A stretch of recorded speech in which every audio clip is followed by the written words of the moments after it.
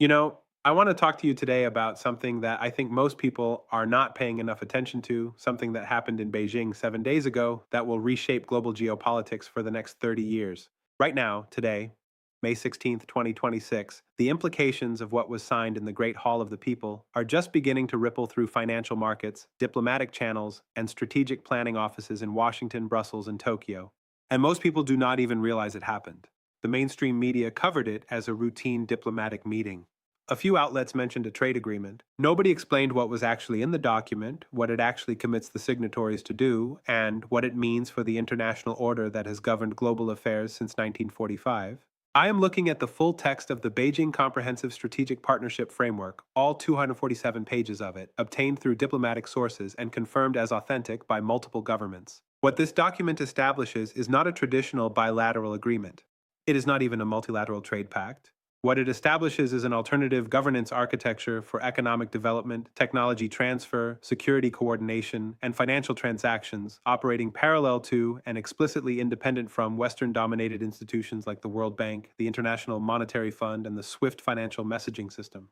In the next 20 minutes, I am going to walk you through exactly what was signed, which countries are signatories, what they have committed to provide each other, why this represents the most significant challenge to American global leadership since the end of the Cold War, and what it means for the average person watching this who thinks geopolitics is something that happens far away and does not affect them.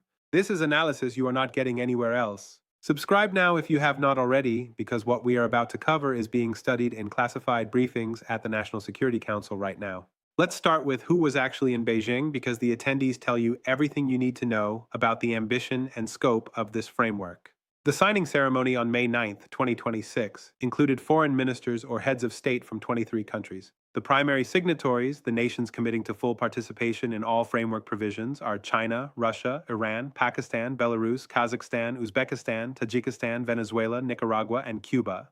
Associate signatories, countries committing to partial participation in specific framework provisions include Saudi Arabia, the United Arab Emirates, Egypt, Indonesia, Brazil, South Africa, Turkey, and Malaysia. Let me pause there because that list is staggering. Saudi Arabia and the UAE are American treaty allies. Egypt receives $1, $3 billion in American military aid annually. Turkey is a NATO member. Brazil and Indonesia are the largest economies in their respective regions. These are not fringe nations. These are major regional powers with significant global economic footprint, and they have signed onto a framework explicitly designed to reduce dependence on Western institutions and create an alternative pole of global power. According to the framework text, and I am reading directly from Article 2, Section 1, the stated purpose is, and I quote, to establish sovereign economic and security coordination mechanisms independent of unilateral sanctions regimes and conditionality-based lending structures imposed by non-signatory powers. That is diplomatic language. What it means in plain terms is we are building a system where the United States and Europe cannot use financial sanctions, cannot use access to dollar-denominated banking, cannot use IMF loan conditions to influence our behavior. We are creating an economy that operates outside your control. Subscribe if you are watching this and realizing you are not getting this level of detail from CNN, MSNBC, or Fox News. Now, let's talk about what the framework actually establishes and why each component represents a direct challenge to existing Western-dominated global structures. Announcement number one, the framework creates the Beijing Development Bank with an initial capitalization of $400 billion, making it the third largest multilateral development bank in the world after the World Bank and the Asian Development Bank. And this one matters more than anything else because it provides an alternative source of infrastructure financing that does not come with Western political conditions. China has committed $180 billion to the initial capital. Russia has committed $70 billion. Saudi Arabia and the UAE have jointly committed $90 billion. The remaining $60 billion comes from other signatories. The bank's mandate, according to Article 7 of the framework, is to finance infrastructure development, technology transfer projects, and strategic resource extraction in signatory and associate signatory countries. Unlike the World Bank, which attaches governance reform requirements, anti-corruption conditions, environmental standards, and democratic institution building to its loans, the Beijing Development Bank explicitly states in Article 7, Section 4 that it will not impose political or governance conditions on borrowing nations beyond commercial repayment terms and project feasibility assessments. What does this mean in practice? It means that a developing country that needs financing for a port, a railway, an electrical grid, or a telecommunications network can now go to Beijing instead of Washington, and Beijing will not require that country to adopt Western-style democratic reforms, meet specific human rights standards, or align its foreign policy with American interest. The loan conditions are purely commercial. Can you repay? Is the project viable? What collateral or revenue streams secure the debt? For dozens of developing nations that have chafed under IMF structural adjustment programs and World Bank conditionality, this is transformational. It is leverage. It is optionality. It means they are no longer supplicants to Western institutions that can dictate domestic policy as a condition of financial assistance. China currently operates this framework under the narrative of South-South cooperation and non-interference in internal affairs, positioning itself as a partner rather than a patron. Received. That is announcement number one. Announcement number two, the framework establishes the cross-border interbank payment system as the primary financial messaging and settlement platform for transactions between signatory nations. This is the part that directly threatens the dollar's role as the global reserve currency and undermines the effectiveness of American financial sanctions. SWIFT, the Society for Worldwide Interbank Financial Telecommunication, is the dominant platform for international financial messages. It is based in Belgium, operates under European law, and complies with American sanctions. When the United States wants to cut a country off from the global financial system, it pressures SWIFT to disconnect that country's banks, making international transactions nearly impossible. Russia was partially disconnected from SWIFT in 2022 following the Ukraine invasion. Iran has been disconnected intermittently since 2012.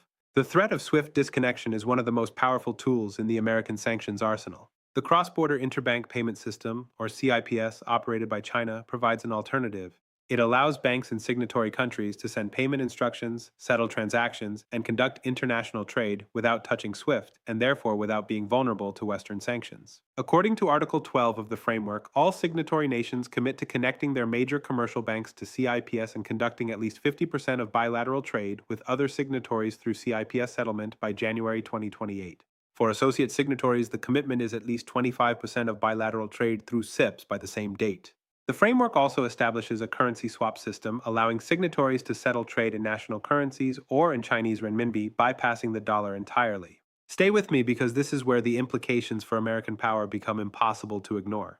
The dollar's role as the global reserve currency provides enormous economic and geopolitical advantages to the United States. It means that global demand for dollars keeps American interest rates lower than they would otherwise be. It means the United States can run persistent trade deficits because foreign governments need to hold dollars for international transactions. It means American financial sanctions are devastating because being cut off from dollar-based banking means being cut off from the global economy. If 23 countries representing approximately 45% of global population and 35% of global GDP create a parallel financial system that does not require dollars, the demand for dollars decreases, the effectiveness of sanctions decreases, and the structural advantages the United States enjoys from reserve currency status begin to erode.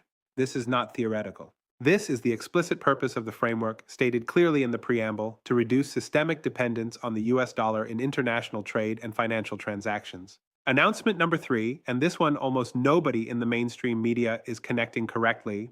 The framework includes mutual defense consultation provisions and intelligence sharing protocols that effectively create a loose security alliance among signatories. Article 19 states that signatory nations will establish a standing committee for security coordination, meet quarterly to discuss regional threats and shared defense concerns, and provide mutual consultation in the event that any signatory faces external military threat or aggression. This is not NATO. It is not a formal mutual defense treaty with Article 5 style collective defense obligations, but it is a commitment to coordination and consultation that goes far beyond normal diplomatic relations. According to Article 19, Section 3, signatories also commit to intelligence sharing on terrorism, separatism, and extremism, which are the terms China uses to describe threats to internal stability, including Uyghur independence movements, Tibetan separatism, and any form of organized political opposition. What this means is that countries like Iran, which has sophisticated intelligence capabilities, Russia, which has extensive signals intelligence and cyber operations, and China, which has perhaps the most advanced surveillance and data collection apparatus in the world, are committing to share intelligence with each other and with other signatories. They are creating a counterintelligence bloc that can identify and neutralize Western intelligence operations targeting their governments, disrupt opposition movements that receive Western support, and coordinate responses to what they perceive as Western efforts at regime change. The framework also includes provisions in Article 20 for joint military exercises, defense technology cooperation, and coordination on arms sales. Russia and China have committed to providing advanced weapon systems to signatory nations at preferential prices, specifically S-400 air defense systems from Russia and HQ-9 systems from China, anti-ship cruise missiles, electronic warfare equipment, and cyber defense technology. This is arms transfer that does not come with American end-use monitoring, human rights conditions, or restrictions on deployment against U.S. partners. Received. That is announcement number 3. Now, let's talk about what is really happening behind the public statements because there are two narratives about this framework and they are diametrically opposed. The narrative from Beijing, from Moscow, from Tehran is that this is a defensive response to decades of Western economic coercion, unilateral sanctions, and military interventions that violated international law. They argue that the United States uses its control of global financial infrastructure to punish countries that pursue independent foreign policies, that the World Bank and IMF impose neoliberal economic models that benefit Western corporations at the expense of developing nations, and that creating alternative institutions is both necessary for sovereignty and fully consistent with international law. The narrative from Washington, from Brussels, from Tokyo is that this framework represents an authoritarian axis, seeking to undermine the rules based international order, evade accountability for human rights abuses, and create a parallel system that facilitates corruption, enables aggression, and threatens democracies worldwide. They argue that conditionality on loans exists to prevent corruption and ensure projects benefit local populations, that swift sanctions are legitimate tools for enforcing international norms, and that the Beijing framework is fundamentally about autocratic regimes protecting each other from democratic accountability. Think carefully about what this represents. There is no neutral arbiter here. Both narratives contain elements of truth.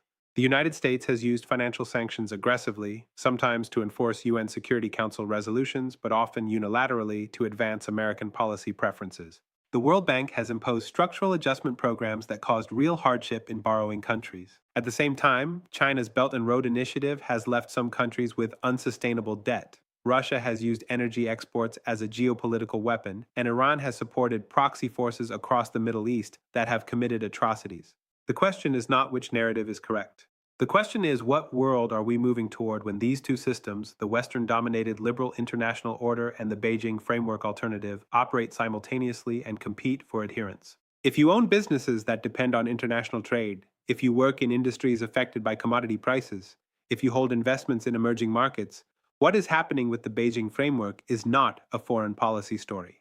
It is an economic restructuring that will affect supply chains, currency values, and market access. These effects are showing up in shipping routes, in bilateral trade volumes, in the composition of central bank reserves, and in the strategic decisions of multinational corporations about where to invest. Let's address the human element here because real countries are making real decisions based on this framework. Pakistan, which has received billions in American military aid over the past 2 decades, signed as a full signatory. That tells you that Islamabad has concluded its strategic interests align more closely with Beijing than with Washington. Saudi Arabia, which has been the cornerstone of American Middle East policy since the 1970s, signed as an associate signatory, indicating a deliberate hedging strategy. Turkey, a NATO member, also signed as an associate signatory, revealing deep frustration with European Union accession processes and American support for Kurdish forces in Syria. These are not irrational decisions. These are countries looking at their economic needs, their security environments, and their options, and concluding that participation in the Beijing framework serves their interests even if it damages their relationships with the West. That calculation should terrify American policymakers because it means that American leverage, built over 75 years of post-World War II institution building, is eroding in real time. This pattern has repeated throughout history, and every time it repeats, the outcome is the same. In the late 19th century, Britain dominated global trade through control of maritime choke points, colonial holdings, and the gold standard.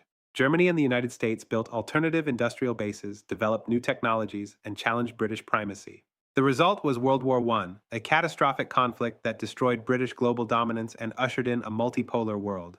In the late 20th century, the Soviet Union attempted to create an alternative economic bloc through Comecon and the Warsaw Pact. It failed because the Soviet economic model could not compete with Western productivity and innovation. The Soviet alternative collapsed. The critical question now is whether the Beijing framework represents a viable alternative that can compete with and potentially supplant Western institutions, or whether it will fail like the Soviet model because authoritarian governance ultimately produces less innovation, less efficiency, and less prosperity than democratic market economies. We do not know the answer yet. China's economic model has produced extraordinary growth for 40 years, but it is also facing serious challenges including demographic decline, debt accumulation, and technological dependence on Western semiconductor equipment. The framework's success depends on whether China can sustain growth, whether it can provide genuine benefits to partner nations, and whether it can manage the contradictions inherent in coordinating countries with very different interests like Saudi Arabia and Iran. So where does this leave us? Let me give you 3 clear paths because there is no honest middle ground here. Path 1, The Beijing framework succeeds in attracting additional signatories, delivers tangible economic benefits to member countries, and becomes a genuine alternative pole in a multipolar world. In this scenario, American influence declines not through military defeat but through economic irrelevance in major regions. The dollar loses its reserve currency dominance gradually over 15 to 20 years. American sanctions become ineffective against countries inside the framework. Global governance fragments into competing blocs. Likelihood assessment 35 to 40%, depending heavily on China's economic trajectory. Path 2, the framework fails to deliver promised benefits, internal contradictions between signatories undermine coordination, and countries gradually drift back toward Western institutions because they provide better technology, more reliable financing, and access to larger markets. The Beijing Development Bank becomes another Belt and Road initiative, promising much but creating debt traps. SIPS remains a niche system that handles only a small percentage of global transactions. The security coordination provisions remain symbolic. Likelihood assessment 30 to 35% higher if China's economy slows significantly. Path 3, and this is the scenario that should concern everyone, the world divides into two competing blocks with limited economic integration between them. Trade, investment, technology, and talent flow primarily within blocks rather than between them. This produces a new Cold War structure with China, Russia, Iran, and their partners on one side, and the United States, Europe, Japan, and their partners on the other. Each bloc develops its own technology standards, its own financial systems, its own governance norms. The risk of miscalculation and conflict increases because the stabilizing effect of economic interdependence disappears. Likelihood assessment 25 to 30%, but rising if current trends continue. I think we are moving toward path 3 unless deliberate efforts are made to maintain dialogue and find areas of cooperation. The framework exists now. It has signatories, it has capital, it has institutional structure. The question is whether Western powers respond with constructive engagement, attempting to reform existing institutions to address legitimate grievances, or whether they respond with confrontation, attempting to isolate framework signatories and punish countries that hedge. Here are the questions I want you to take away. Can the United States maintain global leadership when 23 countries representing billions of people are building alternative institutions? What reforms to the World Bank, the IMF, and the sanctions regime might convince countries to stay within the Western system? At what point does competition between blocs become inevitable conflict? Tell me in the comments what you think happens next. Tell me if you think the Beijing framework represents a genuine alternative to Western institutions or if you believe it will collapse under its own contradictions. We will keep tracking every development with this framework, every new signatory, every loan from the Beijing Development Bank, every transaction through SIPS. That is what this analysis does every single day. Subscribe now. Share this analysis with everyone in your network who is trying to understand the fundamental restructuring of global power. Turn on notifications so you do not miss the next update because the implications of what was signed in Beijing last week will unfold over years and decades, and we will be here analyzing every development. We will see you in the next analysis.